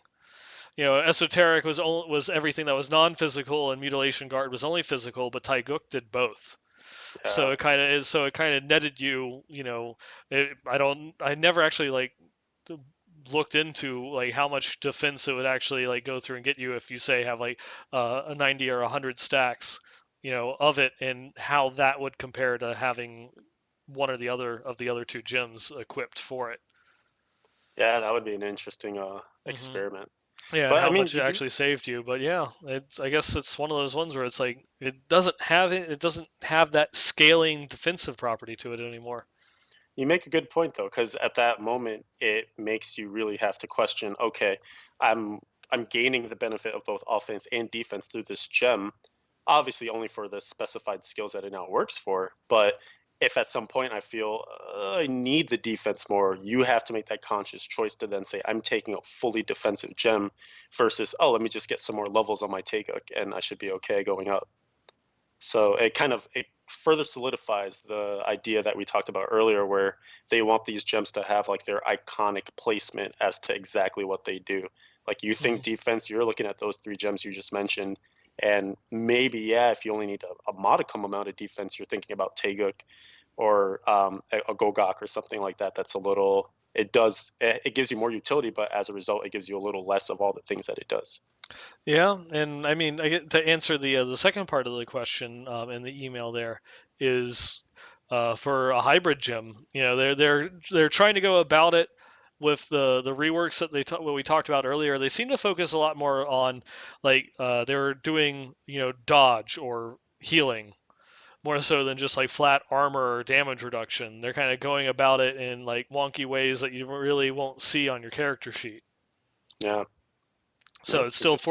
still forcing you into making an actual decision about whether you want defense or offense. And I'm not sure how much they might go into making a hybrid gym like that that just gives a flat damage and defensive bonus at the same time that's going to be used across a wide variety of classes, or if they'll continue to go and make these little niche gyms that will work for this particular build or this particular play style and might have a little bit of both, like offense and defense, but Hmm. still kind of like be at the level where if you're getting your ass kicked, this isn't going to help you. You need to switch to one of the defensive gyms, or maybe we might see an actual defensive gym that then has some sort of offensive, secondary or offensive passive that unlocks a 25. That could be cool. Like if you get into danger, it suddenly unlocks this crazy amount of power. Yeah, imagine if you got something that say like added your all resist total to your main stat. Goddamn. Yeah. I could just, oh my goodness, thorns. Holy crap, that would be so sick. That's, yeah, it's interesting to think about. It kind of plays forth the The idea. What is sorry, that chest called? the dogs are going crazy. Oh, no worries, no worries. I'm gonna mute. The Shimoris, Shimizu's Heori, I think it's what it's called. But that allows you to essentially boost your damage as you get down into a more critical life state. So I kind of think of it similarly, where if you have a defensive gem that gives you some sort of defensive bonus, and then all of a sudden when you're in peril, it might increase your offense. Um, Yeah. one of the things that I was trying to think about, though, so some questions were raised as you were talking about, the next legendary gems. I think we'll definitely get a better sense of the direction when we see new legendary gems come in, and hopefully that'll be something that's a part of 2.5, since, as some people have been astutely noticing, there are actually no new gems coming for Season 6. It's just reworks of pre-existing ones. But I also wonder, will we get to a point where they actually just stop introducing gems? Like when they feel like they have all their bases covered, where they feel like, all the pets are taken care of, all the elements have been covered through different gems, all the Hmm. utility that you need is there. Will they actually just say, all right, no more legendary gems? Yeah, because this is the first season where we have not gotten a new gym, Mm-hmm. but we've gotten a bunch of gyms getting reworked. So I guess that might be it's like, well, you're kind of getting new gyms because these Mm-hmm. ones are getting changed. Old gems with new tricks. Yep. And who said that you couldn't do that? Not I, said the fly. All right. Well, let's move on to the next email that's coming in from Beefy the Paladin. I like that name. He Beefy. says, Beefy. He sent one email that apparently was a missend. So he says, sorry that the last email was a missed click that I sent before I was ready. I've been making steady progress on my goals, which were to hit Paragon 600, and I'm now at 655, and to complete a GR70 solo. I have gotten to GR65 so far, and things are progressing well. As far as the actual journey goes, I gave up at Slayer. I did not like the set Ooh. dungeon requirement, and it won't take the time to come up with a build and set tailored to complete a piece of content that I could not care less about. So seasonal champion and higher are forever lost to me. Oh well. I am enjoying playing the season though. From Beefy the Paladin. That's such a shame. It's a And bit of a this, bummer. yeah, and this seems to be, of course, you're always going to go through and find like the negative comments out there on Reddit and the official forums. But this seems to be, the overwhelming trend, and just a lot of the things that we get from feedback from the community people of our own show here. I don't think we've really had anybody that's liked set dungeons. No. And to my surprise, I thought that the PTR would potentially have a bunch of changes for them, especially some of the ones that are particularly disliked. Hmm. And I guess one of them did get addressed, like the witch doctor, Jade Jade. Harvester. Hmm. Yeah, had the disappearing snakes, and so now I don't even think they disappear any at all now. Hmm. So that's definitely a nice quality of life improvement. But for the most part, the set dungeons kind of went untouched. So either some devs at Blizzard are completely fine with the way they are, or it's kind of at the thought process where maybe they just figure they should leave them alone and people will grow to either like them or just honestly have it be optional content. If you never engage it, you never engage it. Yeah. Though that is the other side. The other side of that is the fact that you have to master at least one Mm, to get your sash tab. right. So maybe that's kind of the thing that I'm not seeing a change reflected in the set dungeons themselves, but Hmm. maybe requirements that are hinged on the set dungeons will cease to exist or be lessened in some sense. Like you only have to complete it instead of master or something. That is a possibility, and until we actually see the full listing of all of the requirements for the seasonal journey, we won't know. Yeah. I always wonder. I mean, I guess I understand why you have to complete every step in each chapter in each tier of the journey, but I almost wonder if they would ever move to a system where you can do 8 out of 9 or 4 out of 5, and that way, if you really have one that grinds your gears for a particular season, you just get to skip it. Yeah. Hmm. I'm trying to think. What that actually reminds me of is have you ever heard of Explosium.net? No, I can't say that I have. The Cyanide and Happiness comic. Oh, yes, yes, yes. Okay. They had a Kickstarter for a card game, and their like stretch goals weren't for funding amounts. They had like little things that you had to do. So their stretch goals were like, complete 4 out of these 5 things. Like 100 people have to hit on this developer, and then like 1,000 people have to like post like this image of something, that's taken.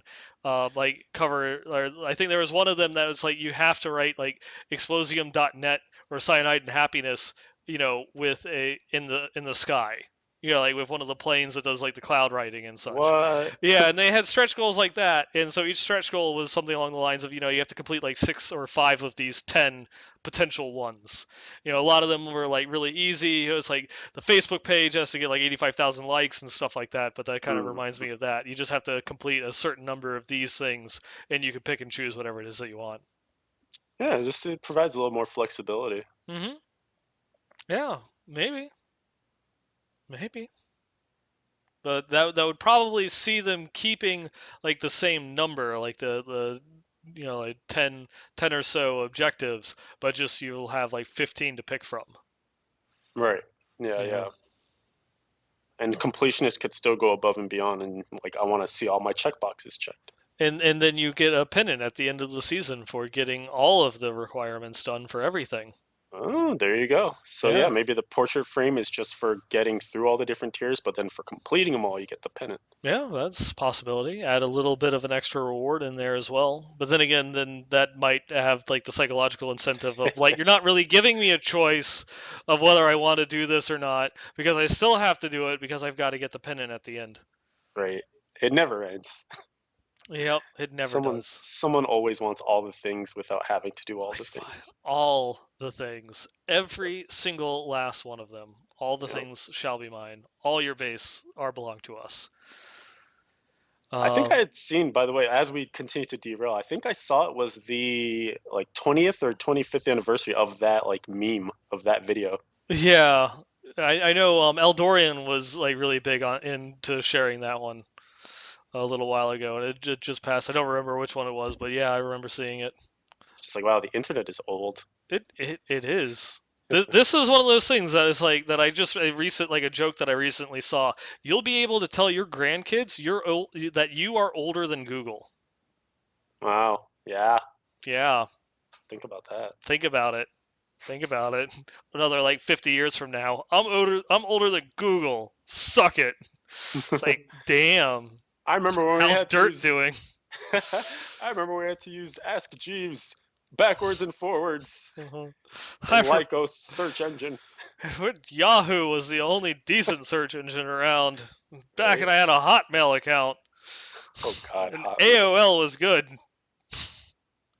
And I had 90 free minutes in my mailbox every weekend. Yeah, man, God. dial-up minute usage Oh, yeah. throwback. Anyways, continuing on the Diablo related topics. Anyways, Yes. from everybody's favorite, Ogchilds, going through and writing us in. Now he has an unfortunate tale of yet another death. And so he goes through and writes in. So there I was looking at my seasonal journey with one thing left for the chapter, a conquest. Mm. So I decided to go and throw on a couple gold fine items, equip a bigger, better weapon, making sure that my damage and toughness were still up to par. Almost halfway through my Torment 10 Rift, I ran into a huge mob, a yellow and a pack of blues, along with the minions and other monsters. My cheat death procced, and so I mounted my steed and headed out of the crowd. Just as my steed ran out, I was blocked by some minions, and they wiped me. This death really stings. I'm very bitter. Not sure when I'll be back up on that horse. I loved playing my Thorn Satyr, but kiss my ass, Avarita Conquest.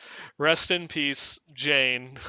Oh. February 1st, 2016 to February 29th, 2016. Blame Leap Day. And Yeah, he, February 20. Sorry, go ahead. yeah, and he did send in an image to go through and show his valiant and noble death.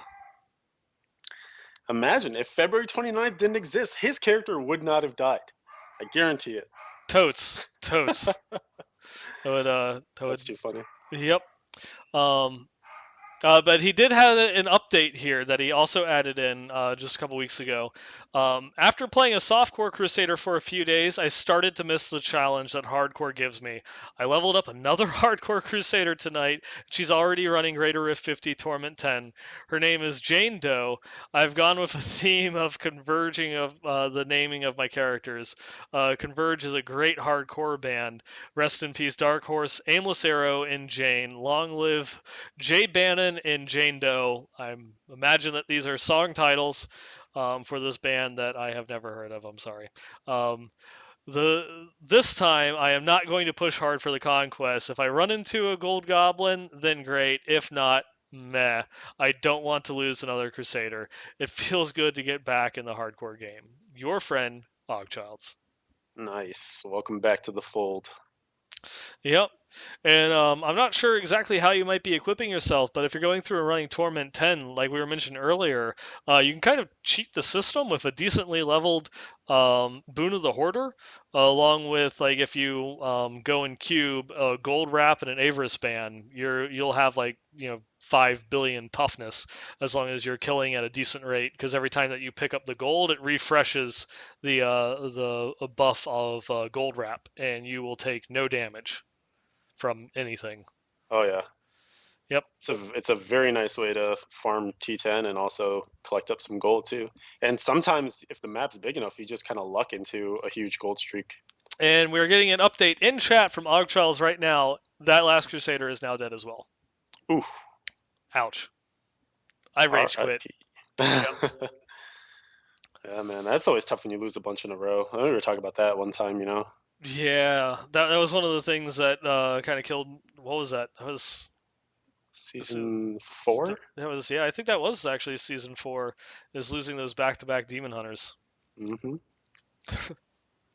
Because this All guy of checks his them. skills. Oh my Inside the god. rift. Why? Oh, I have no answer. I'm bad. You were That's on full tilt. Yep, I was. Uh, oh well. We're Yep. we're on to bigger and better things. Hey, actually, have you died this season? No, no, I'm good. Neither have I. I think we might Knock make. on wood. I probably, yeah. I was gonna say Knock probably on just jinxed wood. us to hell. Yep. We might make it through a whole season, no deaths on the Westmarch workshop. Yep. We'll see. We shall see. Time will tell. All right, let's knock out a couple more emails here. I have one coming from Nathan W9 with a clan invite request and some other background info. So he says, "Hello, it's Nathan W9 here. Just listened to the latest podcast on the way to work, and I figured I'd finally take the time to request the clan invite. I wanted to join for a while since I've been a long-time listener to the show, and here's a little bit about me. I played D2 casually. When D3 came out, I was in physical therapy school and played quite a bit for a while, but then clinical rotation started and I trailed off.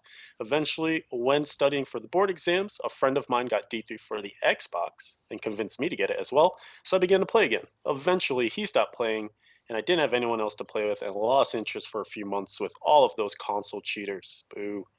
At the location, I got a job after school. There was another D3 player, but they were on the PC, so he pulled me back in. And that has been about 8 months ago now, and I've been playing consistently since. I am hardcore, mostly a Witch Doctor player. You Nice. guys convinced me to play hardcore last season for the first time. That's awesome. There have been several tough deaths, mostly due to connection issues when I played during lunch at work, but playing hardcore, it's what you sign up for. Mm-hmm.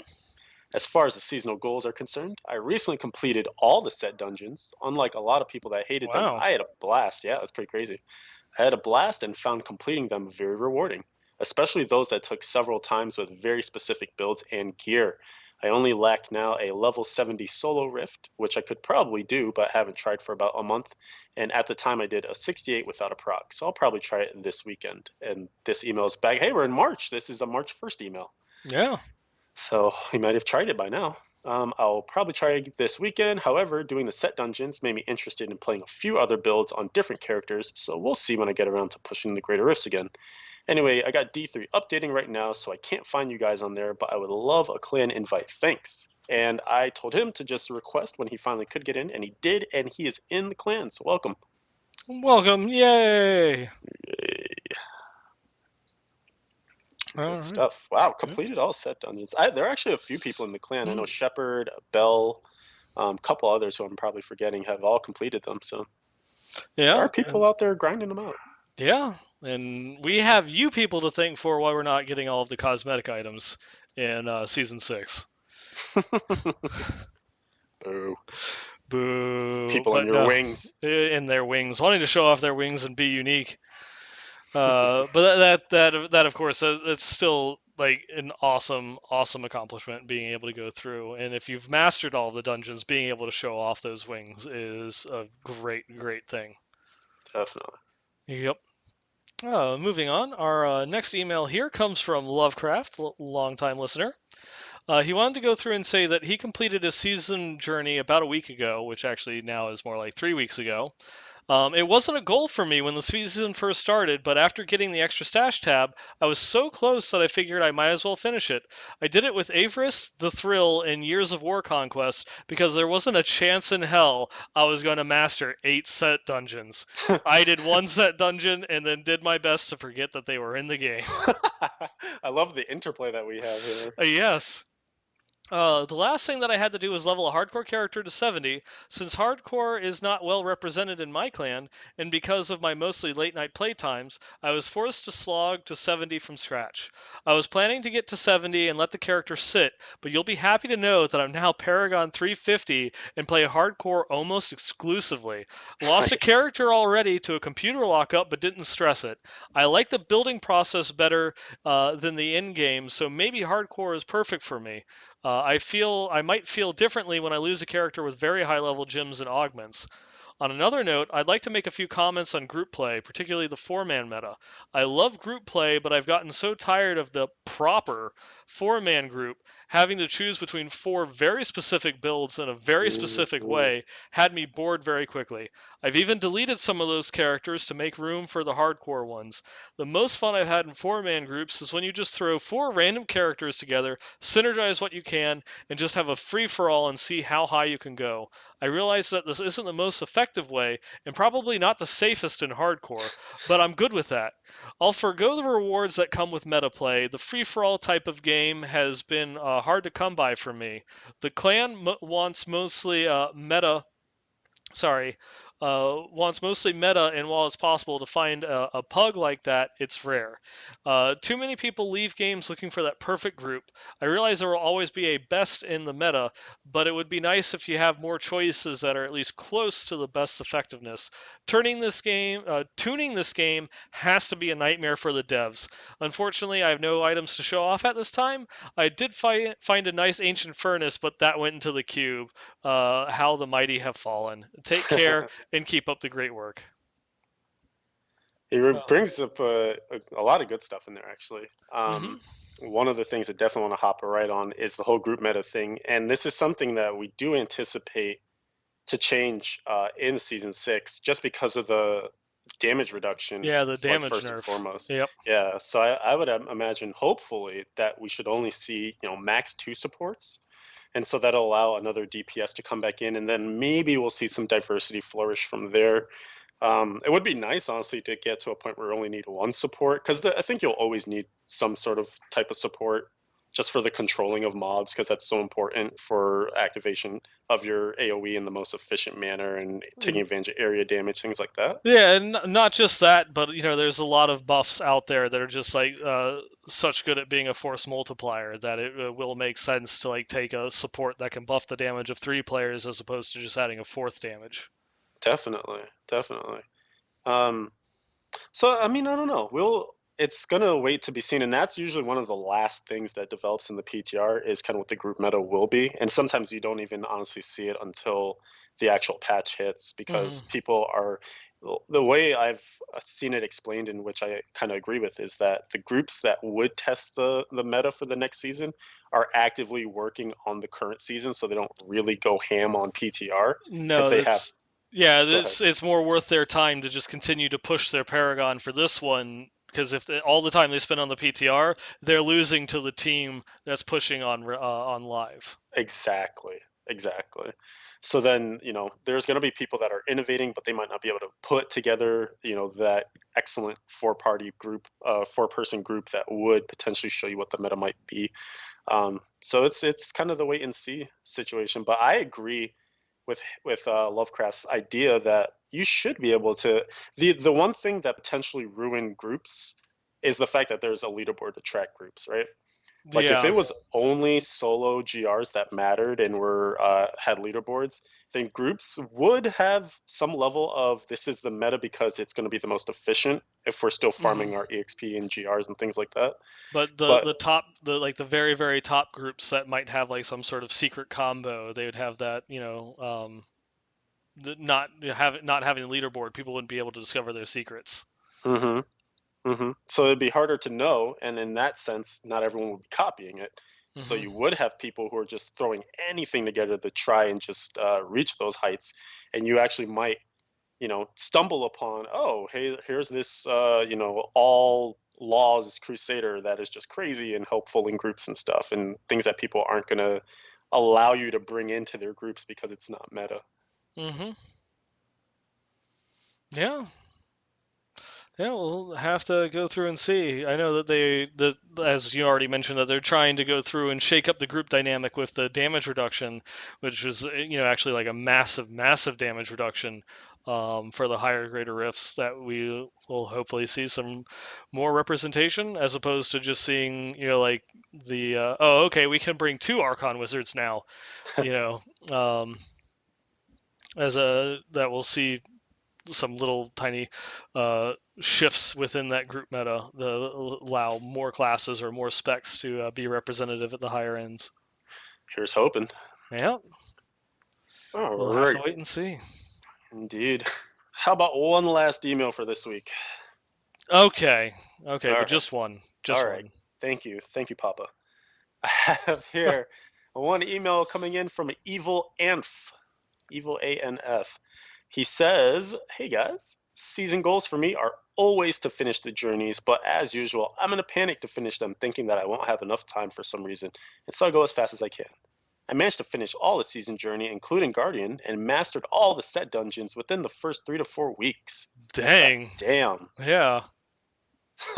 I'm now not sure what to do except try for the Witch Doctor leaderboards." And that's the email from Evil Anf. Gonna rename him to Evil Bamf. Yeah.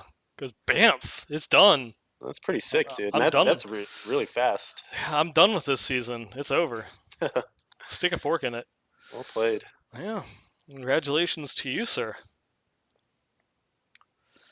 All right. I guess with that being the end of the emails for now, that moves us on to the next part of our community section, our items of the week. Weak, weak, weak. I will never let that die Nope. until I get bored of it. Until it kills us, Yeah, or until some viewer kills us. this is also true. That should be like the first bumper that we get is we have to get like someone from Blizzard to do a bumper of just screaming items of the week.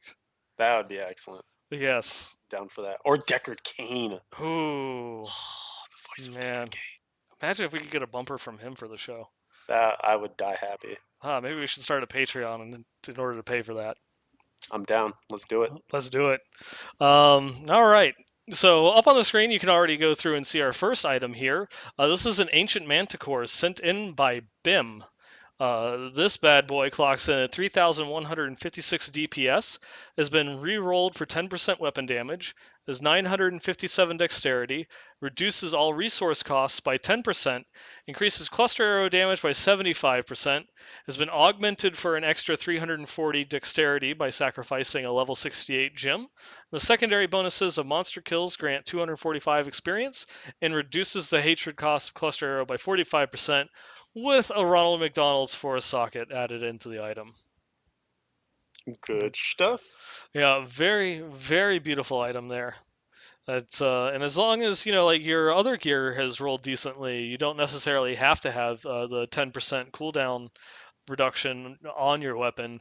And for a very resource high build like Marauders, that extra 10% resource cost reduction isn't that bad, to be honest. Oh yeah, no, that'll play in nicely. And yeah, you get the CDR from, the quiver, the shoulders, a ring or two, and you're good to go. Yep. Moving on, the next item here is we have an ancient Johanna's argument sent in by Sibis. Cibis? It's C and then BIS. Cibis, I guess? Maybe. I don't know. I'm bad. This one is clocking in at 2,679 DPS, rolled 999 strength, 938 vitality, reduces all resource costs by 10%, has 7 maximum wrath, and increases the attack speed of Blessed Hammer by 100%. When he sent this item in, he just found it and hasn't touched anything on it just yet. Yeah, nothing re-rolled. Hmm. I don't know. You could go. Well, I mean, it's missing the attack damage, so I guess I would go for that, right? You'd bump up. Reroll the resource cost into weapon damage to try and eke out as much DPS as you can from it.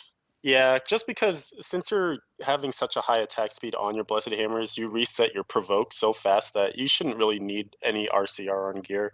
Like, it's useful, but it's not going to be as necessary. Plus, combined with the bracers, you're getting a lot of wrath back in that build, so Mm-hmm. go for damage output. And maybe a nice little Easter egg here is that on the PTR, this flail in particular is getting a buff so that you're getting the 100% attack speed increase for Blessed Hammer and also a 100% damage increase. And it was retroactive on the PTR, but I don't think that'll be the case when the patch goes live. We'll have to wait and see because that is definitely a big change for Secret of the Light, which didn't really get any love this past patch. It definitely just kind of like sat at the wayside. It had a minor numbers tweak and then was just, it's good. Yeah, even with the hammer jammers and stuff too. Like I Yeah. feel like it has so much potential for crazy damage output, but it just needs a little something more. And maybe this bonus to the flail will do it. I'm still waiting for the Fist of the Heavens build. Yes. Yep. I saw. I'll have to maybe in the aftershow to show you a really cool Reddit thread on that. Okay. We'll have to take a look at it. This one is a screenshot, literally, of another ancient manticore. This one's sent in by Netmasher. This clocks in at 3,135 DPS. Again, has been re-rolled for 10% weapon damage, 889 dexterity, reduces the cooldown of all skills by 10%, reduces the increases cluster arrow damage by 79%. Is sacrificed a level 70 gem to get 350 dexterity onto the item.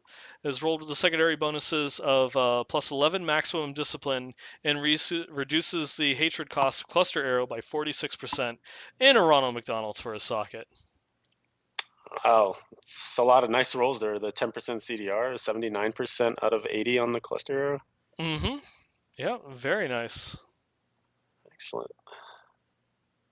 I think that's actually Yeah. really high damage range too, right? Isn't what is it? I always ask this question. Is it 1920? It was either 1920 or I think 1940 is the top end on it Yeah, for so it's the. So yeah, it definitely had a very good damage spread. nice. Yep. And then I believe this is our last item of the week being sent in by Josh. This one is an ancient star metal kukri. Makes me insanely jealous because I've never had the honor of having one of these drop for me ever. But maybe I can change that this season. Going through and trying to put some playtime in on my Wish Doctor. This one clocks in at 2,836 DPS. Has not been touched yet, so it only has 9% damage. 989 intelligence. Critical hit damage increased by 35% with a secondary bonus of 139 maximum mana and reduces the cooldown of Fetish Army and Big Bag Voodoo by 1 second each time one of your fetishes deals damage. So some very nice rolls on there. Indeed, sir. Yeah, I'm not quite sure what might be best, whether it be re-rolling the base damage on the item or maybe turning like the critical hit damage into attack speed. Yeah, I guess if you're going for the resets, you'd want Yeah. that attack speed on your pets to be up. Mm-hmm. And just also that way that because it's on the weapon, it will scale multiplicatively with like your taskers and all the other attack speed that you might have, for the pets, Right because on. they gain a very big bonus from attack speed. Very true. Yeah, and so that brings us to the end of our items of the week and our community section there. If you have any comments or items that you'd like to send into the show, by all means, go ahead, drop us a line. You can send all of your comments, feedback, items to Westmarch Workshop at blizzpro.com if you want to have it featured here on the show. But you can also go through. You can follow us on Twitter. We're at the WM Workshop. You can go through. You can tweet at us with comment suggestions or just to keep up on the show and updates. But you can always find us live. We try to be every Wednesday night. Um, at You can find us at twitch.tv/blizzpro. We go live at 9 p.m. Eastern, 6 p.m. Pacific. And while you're here, go ahead, click the follow button, and check out all the other shows that we have. Because as part of the BlizzPro network, we cover almost everything within the Blizzard universe. Sunday nights, you have Well Met, our Hearthstone podcast. Tuesday nights is the Heroes Power Hour, covering Heroes of the Storm. Obviously, Wednesday is Diablo night with us here at the Westmarch Workshop, and Thursday is the Payload, covering everything everything Overwatch. You can also go through and find most everything that we talked about here on the show at diablo.blizzpro.com. And just a reminder again, please go and check out Dreadsice's article, Development Hell, to see his little potential rework of the entire Legendary Gem system over there on the site. We are also in game. You can join and play with us. We're the BlizzPro clan. If you don't want to go through leave your clan, or at the beginning of a season when we might be full, you can still go through, join in, and chat with us by joining the Westmarch Workshop community. So that way you can go through, play with your friends, and still talk with us. And speaking of talking with us, like Leviathan mentioned earlier, we're also on Discord. Go through, check us out, discord.blizzpro.com. If you want to go through, hang out, and chat with us and a whole bunch of other members, from the clan community. You'll also find a whole bunch of other people, from the different aspects of the BlizzPro network that you might be able to go through and chat with. And of course, you can follow us individually. I'm at NineBallGamer on Twitter, and you can follow Leviathan at SAStewart111. And Steven, you also stream from time to time. Now it seems very rare. I'm Very afraid rare. to. I'm afraid to stream The now with my potato friggin' might not be able to handle it. yeah, dude. Then it's gonna be triple baked at that point, and who knows what potatoes look like when it gets to that level of heat. Don't Um, want to know. no, you don't. But in the instance where things do get fixed, keep your fingers crossed for this coming weekend. Twitch.tv/Leviathan111. You'll see me on there crusading and testing things on PTR and all sorts of good stuff. Yeah. And so with that, we're going to the outro. Is there any last things that you might want to add on or anything along those lines? Just a reminder to people to hop into PTR, test things out. Like it is, I have to say that with the developers being as receptive as they are to the community, obviously huge changes won't get pushed through, but it is your best moment to affect the future of the game. Like making notes in the bug forums or ideas when they're looking for focused feedback, it could potentially change the future of your class that you love to play. So get in there. Yeah, and I just want to give one more shout out to Nate and Brandon over at Inked Geek Productions. So go ahead, check out my episode that I just recorded of the Mind of a Geek podcast, and check out everything else that they have to offer. And maybe within the next month or two, with the extensive catalog of guests they already have lined up, you might also hear Steven on there as well. Coming attractions. Yeah, and with that, everybody, good night.